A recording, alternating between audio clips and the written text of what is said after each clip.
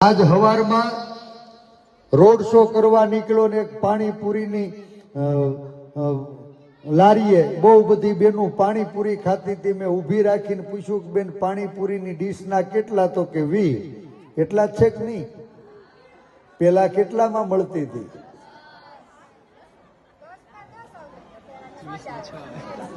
પેલા 10માં 10 પાણીપુરી આવતી હતી, અત્યારે 20માં 6 પાણીપુરી આવે છે. હવે તો પાછા વળો.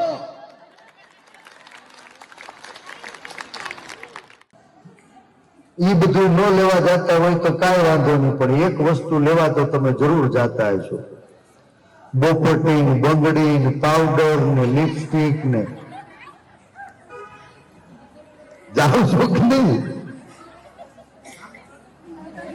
હું પરમ દિવસે રાજકોટમાં પદયાત્રા શરૂ કરીને બજારમાં નીકળ્યો. એક કટલેરીની દુકાન હતી, જઈને ઉભો રહ્યો. બેનને પૂછ્યું બેન બંગડીનો શું ભાવ? તો મને કે 20 રૂપિયા. મેં કીધું પેલા કેટલા હતા? તો કે 10 રૂપિયા. મેં કીધું આ લિપસ્ટિક નો શું ભાવ? તો કે આ 10 રૂપિયાની છે. પેલા કેટલાની આવતી હતી? તો કે 6 રૂપિયાની. એ બેન સાચું કહેતા હતા ખોટું કહેતા હતા? સાચું કયો તમે?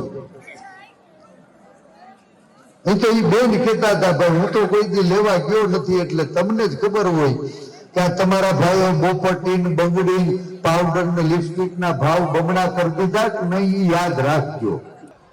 આવક ઓછી થતી જાય છે અને બીજી બાજુ મોંઘવારીના મારથી બેન તમારી ઓલો કટકીનો માલ હવે બચતો નહીં હોય. બચે છે? હોય આમાં 50ની નોટમાંથી 5 તો કટકટાવીને મૂકી જ દીધા હોય. દેતા હવે સમજજો એટલી હું વિનંતી કરવા આવ્યો છું.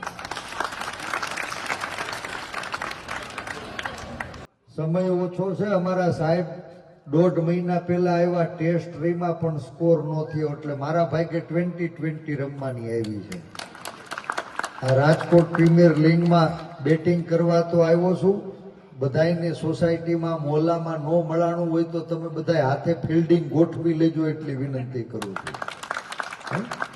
આજુબાજુ પડોશમાં હગાવાલા, જાયભાઈ, મિત્રો દરરોજ ઉઠીને અઠવાડિયું છે 10 ફોન કરજો, એને જગાડજો. અને આ લડાઈની અંદર આપણી સાથે સમર્થનમાં આવે એવી મારી વિનંતી પહોંચાડજો.